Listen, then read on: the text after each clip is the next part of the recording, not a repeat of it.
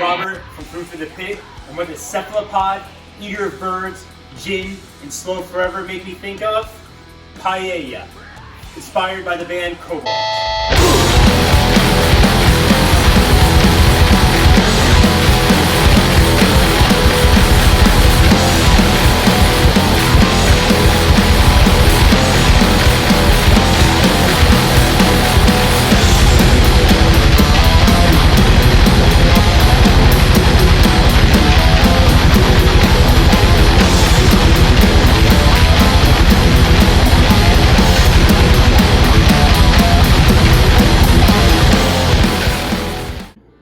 Hello, this is Robert from Food for the Pit, and again, cephalopod, eater of birds, gin, and slow forever.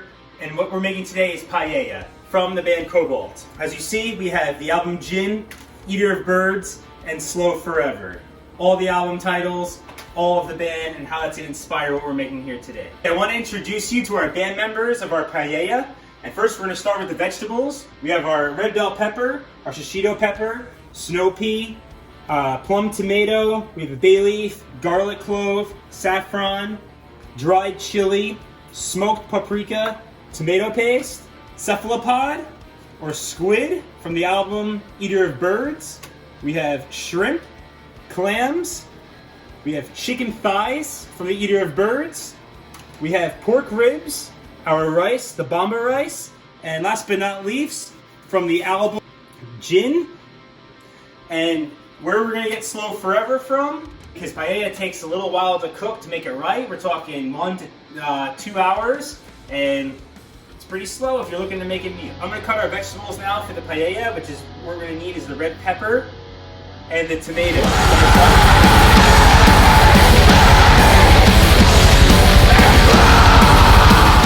While you are prepping your vegetables, your seafood, and your meat, you wanna make sure that you are toasting your saffron. You wanna toast it over light heat. And the saffron itself comes from the Crocus sativus plant, where it's actually hand-picked, the stamen of the flower, and then they're dried. That's why it's also very expensive, because it's generally from the area of Persia or Iran, and Spain is where you see most of it. All right, we're gonna start to go into prepping our seafood for our paella with the cephalopod or squid, shrimp, and the clams. And so first, you get the squid at the store. I have the whole squid. You want to get the tentacles and the bodies. So what we're going to do with the cephalopod is that we're going to then cut it into rings. And be sure to drive the knife down because there are it feels like a little skin. So you don't want to have everything connected. Make sure everything is separated, just like this.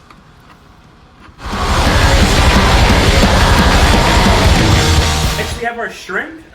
What you want to get is head-on shrimp. I wasn't able to acquire head-on shrimp. Paella is all about building flavor, and so the head of the shrimp has flavor in it, and that's why you love to have shrimp with the head. If not, you want to get shrimp shell on.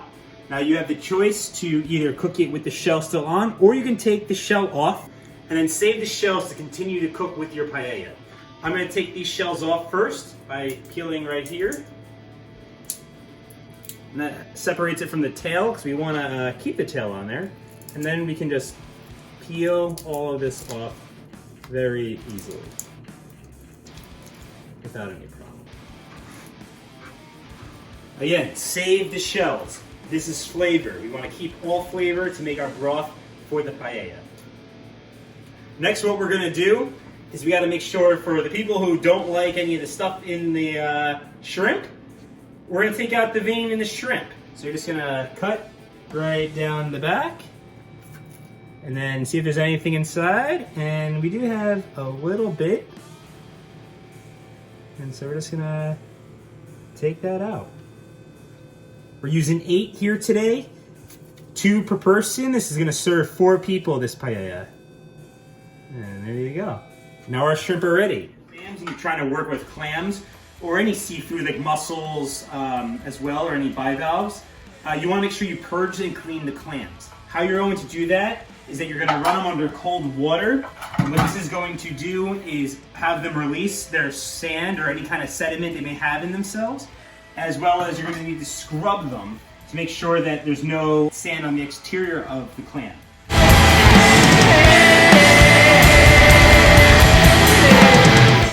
prep our chicken thigh.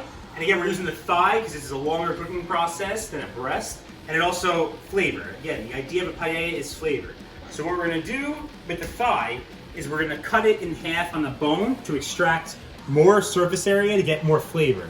You wanna take a knife that's fairly strong, but is not one of your nice knives, because all we're gonna do is cut right through the bone, and we don't wanna damage a good knife. We wanna use like what's called a beater in the restaurant world. And we're gonna take it and just,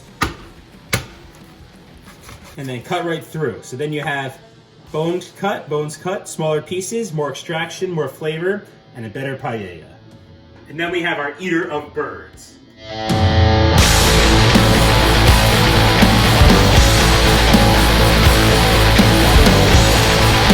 You may be wondering when you're making paella what kind of pan you may need to use. I am using this type of paella pan. This is from Spain. What's great about this one, it's not going to rust, and it's going to create a very nice paella without delivering a metallic taste like some of the non-stainless steel pans you see out there.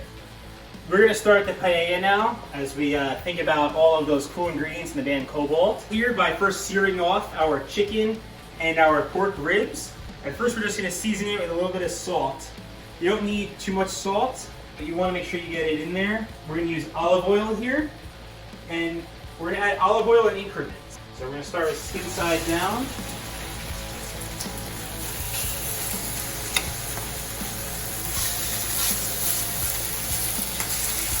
And again, we want to be monitoring our heat. We don't want it super hot. We want it like at a medium heat the whole time. Because we don't want to burn the oil. The oil itself, as we render cooking the chicken, we're going to render the pork, we're going to render the shrimp, and all the different vegetables, will be the key to creating a lot of flavor that's going to be at the end. Okay, we're gonna flip over the chicken, see just the light color on top. It's not super dark, you got a nice little rendering going on, and that's all we want, because we don't want it too hot. Again, we don't want to burn the oil that we have going on here. The chicken is ready to be taken out of the pan. See just a little bit of light color, and we can hold it to the side at this point. And so we're gonna take all of the chicken out, and again, just slow heat, and now we're gonna add our pork ribs. Same idea as the chicken. Lower heat, not very hot. So a light browning, so we don't want to burn the oil and all the fat that's in there for the paella. Okay, now we're flipping the pork. See this light color on the back side?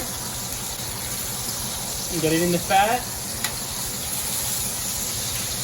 And again, we have bones, all for flavor. We don't have bond on the pan. That's all going to make flavor when we do our sauce and the braise for the whole paella. So I've browned the ribs all the way on all the different sides here, and now we're going to take them out of the pan. We're going to get ready for the searing of the seafood. So we're just going to season with a little bit of salt. We're not using pepper just yet because we don't want to burn the pepper in the searing process. And we're going to first start with the shrimp. We're going to add a drop more oil, not much, just a little bit of olive oil. Again, so we're going to heat the medium-low. And we're going to add the shrimp and the shrimp shells that we had saved. This is why it's very important that these are here. Going to add the shrimp.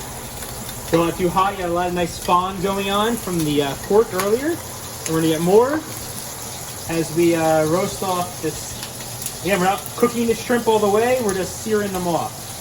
Get color on each side.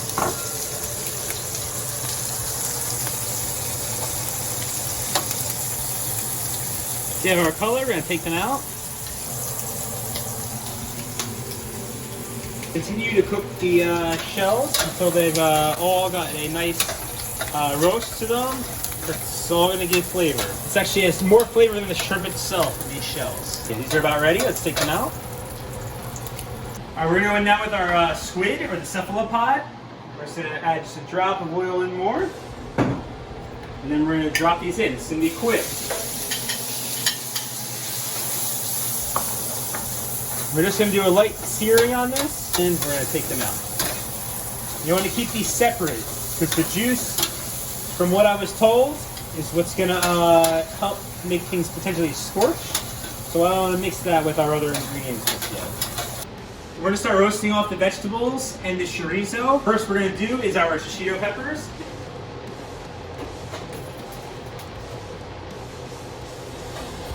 You let those briefly saute.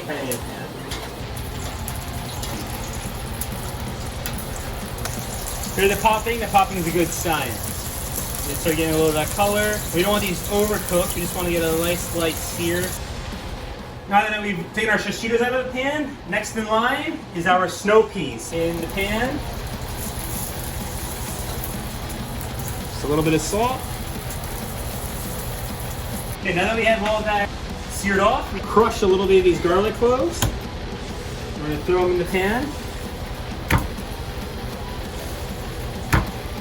Using 3, and add in a little bit of chorizo.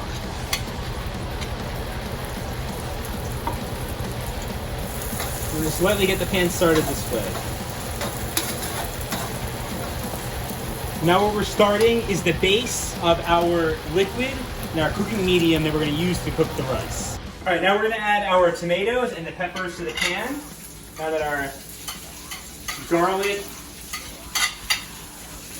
and chorizo has had a little time to toast in our oil. So we're just going to start to sweat this out.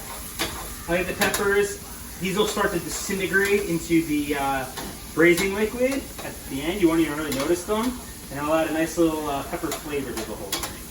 We're going to add a touch of salt.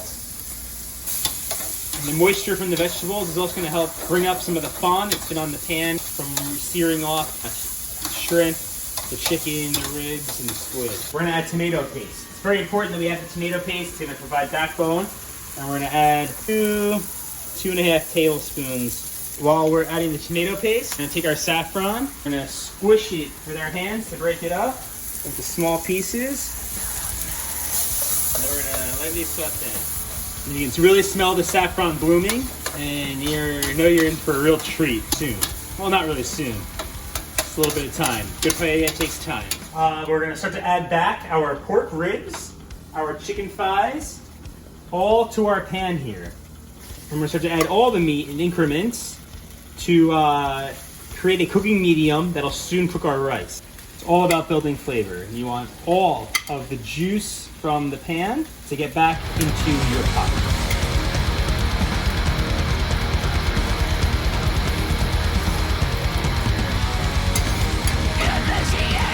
All right, now we're going to add water to our pan. We're going to add enough to get to roughly where the handles are going to be. And we're going to add those shrimp shells that we had roasted and saved. We're going to add 1 dried chili, 2 bay leaves. These are dry bay leaves. And then we're going to add our paprika. This is smoked paprika. I would recommend you definitely get the Spanish de la Vera smoked paprikas.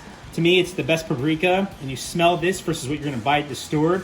It is night and day in terms of the flavor, the smokiness, and the complexity to it. So I'd say close to 1 tablespoon. And then you're going to start to bring this to a boil. And we're going to add a little pinch of salt.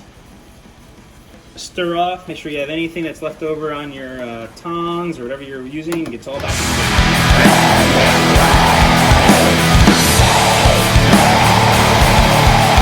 I know where the song Cephalopod came from and why it portrays paella. I know why Eater of Birds comes from and how it translates to paella. Now, how does Slow Forever come? But now that we've had our 15 minutes, the meat has a head start. So what we're going to do now is just add the squid all the way around the pot, and then we're going to start to let that braise. Got a little more seafood depth to the paella as well.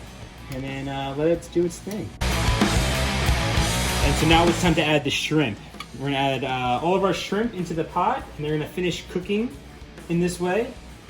All right, we're going to be adding the rice now, and what we're using is bomba rice. This is a traditional rice for paella from Spain. It is a short grain variety of rice. So it requires a longer cooking time, around a 3 parts liquid to 1 part rice. So what we're going to do then is kind of create a little runway down the center.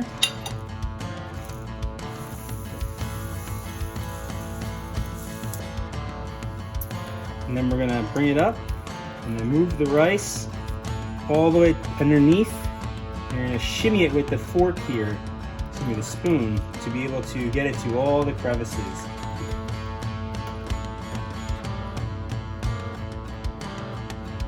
It's important that your liquid got salt to it. It's got to be almost borderline salty because this is what's also going to season the rice. If it just seems like, it could use a little more salt, add a little bit more.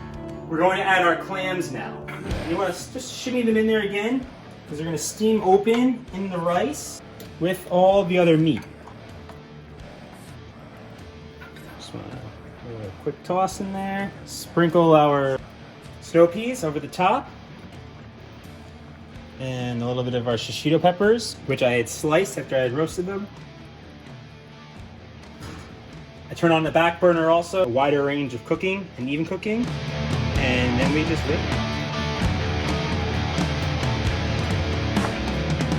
It's very important now we do not move the pot. Right now the rice is just going to cook and absorb, and we're hopefully, if we've done this correctly, we're going to build a sokarot on the bottom of the pan. All right, our rice now is about simmered here for 25-30 minutes. It's about ready. As you can see, there's not much liquid at all anymore. There's a little bit of the oil. The oil is a good thing. It's going to help coat the rice. Again, a great paella has a little bit of oily flavor and texture to it. Not greasy, but oily. So what we're going to do now is turn off our heat. Then we're going to cover it with a little bit of foil, just tented, to let it steam briefly for about 10 minutes. And then we'll be ready with our paella. We finally made it to the end where our paella is finished. And now we have a pan about this size that we made is great for 4 people. Basically just cut it into quadrants. And what's served best is with a few lemon wedges. So now when you think of cephalopod, eater of birds, gin, and slow forever, you know you're thinking about paella, but you're also thinking about Cobalt. And from the albums to the pan, we have something great. Thank you for watching, and hopefully we'll see you next time.